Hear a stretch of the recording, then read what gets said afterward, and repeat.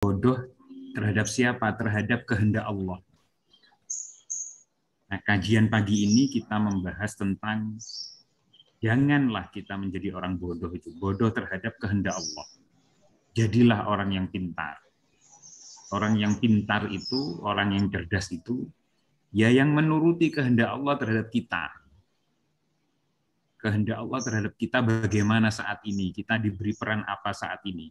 Ya sudah ridho jalani itu dengan sebaik-baiknya. Nah, ini dikatakan oleh Syekh Ibnu Athaillah Al-Askandaria dengan kalimat yang singkat, tapi pengertiannya dalam ya, kalau dijelaskan bisa panjang, didiskusikan bisa panjang. A'udzubillahi minasyaitonir rajim. Bismillahirrahmanirrahim. Rabbi shrah li sadri wa yassir li amri wahlul 'uqdatam min lisani yafqahu qawli. Allahumma rzuqna fahman nabiyyin wa hifdzal mursalin wa ilhamal malaikatil muqarrabin ya rahman. Amin ya Allah. Amin amin amin. Beliau dawuh Syekh Ibnu Ahmad Athaillah Al-Askandari, "Ma taraka minal jahli syai'an." Tidak meninggalkan sifat bodoh sedikit pun. Artinya ya bodoh sekali gitu ya. Man arada ayyuhdisu fil waqti. Bodoh sekali seseorang yang menghendaki pada suatu waktu dapat kondisi, dapat keadaan yang baru. Ghairu ma adharullahu fihi. Yang kondisi itu berbeda dengan yang telah ditampakkan oleh Allah pada kondisi itu. Nah, pada intinya, bodoh sekali orang yang menghendaki kondisi atau keadaan yang berbeda dengan yang sudah ditakdirkan oleh Allah untuk dia itu. Sebaliknya, orang yang cerdas adalah orang yang menjalani keadaan atau kondisi yang telah ditetapkan Allah untuk dirinya, dijalani sesuai dengan ajaran-ajaran syariat Islam. Nah, ini kalimatnya pendek, tapi membuat kita supaya bersikap nerimo ya, kalau bahasa Jawa itu. Nerimo terhadap keadaan atau kondisi yang telah ditetapkan oleh Allah kepada kita.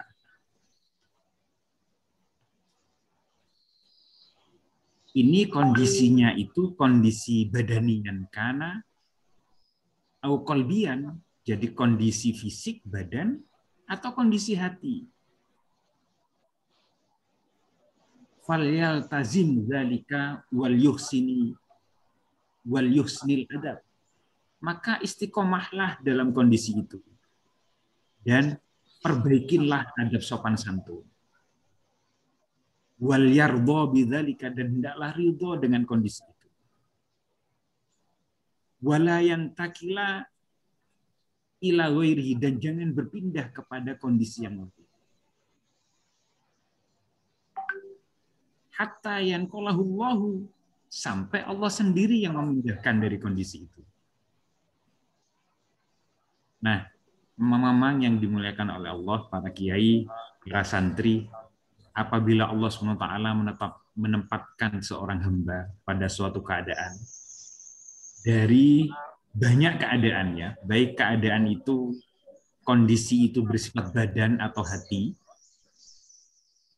yang mana keadaan-keadaan atau kondisi itu tidak dicela agama, sesuai dengan syariat Islam, maka hendaklah seorang hamba itu manut, tetap ridho dengan kondisi tersebut, tetap berbaik sangka dan ridho kepada Allah dengan keadaan itu. Sebaiknya jangan punya keinginan saja, jangan untuk berpindah dari keadaan itu. Apabila ia berpindah pada keadaan yang lain, dengan sendirinya maka orang ini bersikap bodoh atau jahil kepada Allah. Dan jahilnya itu, kalau Mama Ahmad Zaini Dahlan sering mengatakan, bodoh dan lebih bodoh lagi, jahil murakkab.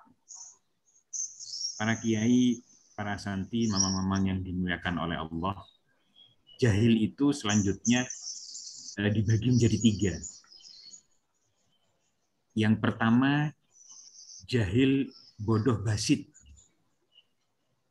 Jahil bodoh basit ini dia tidak tahu kalau dirinya tidak tahu. Yang kedua, jahil murakkab. Dia tidak tahu. Jahil basit, maaf. Yang pertama, jahil basit itu dia tahu kalau dirinya tidak tahu. Itu jahil basit. Menyadarilah kalau dirinya tidak tahu. Yang kedua, jahil murakkab. Jahil murakkab ini tidak tahu kalau dirinya sebenarnya tidak tahu. Yang ketiga, jahil kepada Allah. Tidak tahu Allah yang menciptakan, Allah yang menentukan, Allah yang memberikan rizki, Allah yang menentukan kondisinya pada saat ini dia dalam kondisi atau keadaan apa, atau diberi tugas apa. Nah, hikmah yang sekarang ini Syekh Ibnu Athaillah Iskandari mengajarkan kepada kita adab hamba kepada Allah SWT, sopan santunnya hamba kepada Allah SWT. Itu adalah ya nerimo dengan kondisi kita saat ini. Di antara kita mungkin tidak mengaku kalau kita jahil atau bodoh kepada Allah SWT. Akan tetapi dapat dilihat dari tutur kata kita, dilihat dari perbuatan kita. Apakah kita menunjukkan jahil kepada Allah atau tidak? Orang-orang yang jahil kepada Allah tidak menyadari bahwa kondisi dia itu ditetapkan dengan Allah, oleh Allah. Buktinya adalah dengan sering mengeluh. Kenapa ya? Saya kok begini? Kenapa dia kok begitu? Kenapa yang sakit ini saya? Kenapa yang sakit tidak dia? Lalu menyalahkan asbab. Bahkan membanggakan pada sebab-sebab. Beberapa contoh yang baik pada hikmah yang sekarang kita bahas ini antara lain yang pertama. Jika Allah SWT menempatkan kita dalam kondisi sedang menjadi santri, sedang menuntut ilmu, atau sedang berfungsi sebagai guru, dosen, dan cukupkan kita pada kebutuhan-kebutuhan dunia.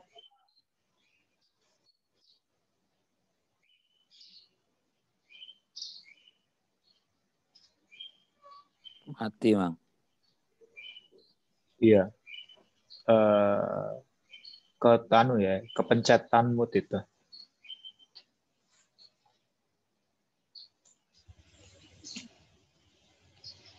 Ke-mute. Mang, itu ke-mute, Mang. Oh iya. Ya. Kepencet kayaknya. Ya. Diulang, Ulang sampai diulang. jadi santri. Ya. Jadi santri. Jadi santri itu. Iya. Ulangi lagi. Sekarang Kayaknya kita sedang kepencet. jadi santri ini ya. Misalnya Allah sedang menempatkan kondisi kita, keadaan kita sedang jadi santri. Ini ada santri juga yang ikut soalnya ya. Atau sebagai guru atau sebagai dosen. Dalam kondisi itu Allah cukupkan kita pada kebutuhan-kebutuhan dunia, kiriman cukup dari orang tua. Biaya anak-anak, biaya keluarga cukup kalau sedang jadi guru atau dosen. Bahkan Allah selamatkan agama kita tetap dalam kondisi beriman kepada Allah. Kita masih tetap dalam keadaan beribadah dengan baik, tidak melanggar syariat, tidak meninggalkan sholat. Sholat bisa kita tambah-tambah dengan baik. Maka tekuni keadaan itu, jadi santri, jadi guru, tekuni dengan ridho dan bersangka baik kepada Allah.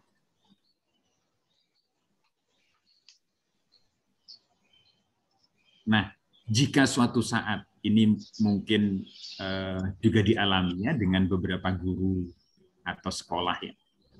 Apa tandanya Allah hendak memindahkan keadaan kita? Antara lain, jika dulu banyak orang belajar pada kita, santrinya ratusan, Tuhan sekarang tinggal 2 atau 3 misalnya. Tapi kebutuhan hidup kita masih cukup, masih ada yang mencukupi. Nah, dalam kondisi ini mungkin kondisi kita sedang dipindah oleh Allah dari berposisi ngerumat santri lalu kepada posisi hanya bermunajat dan beribadah saja kepada Allah SWT. Nah, ini baru tanda-tanda kita dipindah pada kondisi satu ke kondisi yang lain.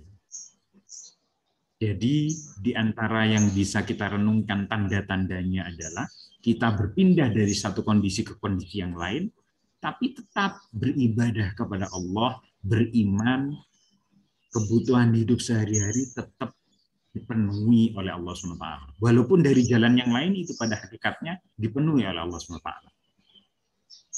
Kemudian yang kedua, jika Allah tempatkan kita pada posisi pedagang, bisnismen atau pengusaha, dalam usaha itu agama kita selamat, mampu memenuhi kebutuhan sehari-hari, dapat istiqomah wirid-wirid, sholat, ikut majelis taklim, ngaji masih bisa, bisnisnya sibuk luar biasa, masih bisa jadi host kayak Mas Yatno ini. Kayak Mang Rizal, bisnisnya luar biasa, kirim barang dari sini ke Sumatera, ke beberapa toko di Sumatera, tapi tetap masih istiqomah, kadang-kadang bisa ikut ngaji. Maka tetaplah istiqomah dalam kondisi itu. Sampai Allah memindahkan kita dari keadaan itu. Misalnya, tidak dapat berbisnis kecuali dengan suap, dengan riswah. Tidak dapat berbisnis kecuali dengan meninggalkan kewajiban agama. Nah, dalam posisi seperti ini, baru mamang pindah, menjauhi yang suap, menjauhi yang meninggalkan sholat, bisnis kok meninggalkan sholat. Ini baru berpindah keadaan. Yang ketiga, bila kita sedang menjadi PNS di Pemda, ditempatkan dalam posisi pemerintahan, di mana di dalam menjalankan kewajibannya tersebut, agama kita masih selamat. Gaji masih cukup untuk memenuhi kebutuhan sehari-hari. Maka terima keadaan itu. Terima. Dan ridho kepada ketentuan Allah. Walaupun misalnya kita tidak seberhasil teman kita yang bisnismen. Yang keempat, bila Allah tempatkan dalam keadaan fakir, butuh 20 hanya punya 7, maka ia sabar, ridho, agamanya selamat, keluarganya tentram. Jangan minta pindah dari keadaan itu kecuali Allah sendiri yang memindahkan. Berat ya kalau dalam kondisi fakir. Kemudian jika keadaan hati kita sedih, ini kalau keadaan, ya kita terima keadaan itu. Ridho dan husnudzon kepada Allah. Kita berusaha selalu zikir kepada Allah, takarrub kepada Allah SWT. Nah, inilah para jamaah, para kiai, santri-santri, pelajaran yang berharga ya, untuk selalu ridho dengan kondisi yang diberikan oleh Allah SWT. Mudah-mudahan kita ditempatkan oleh Allah SWT di tempat yang terbaik untuk dunia dan akhirat kita, dan kita tetap dalam kondisi ridho kepada ketentuan Allah itu. Wallahul muwaffiq ila thoriq, wabillahi taufiq wal hidayah wa ridho wal inayah.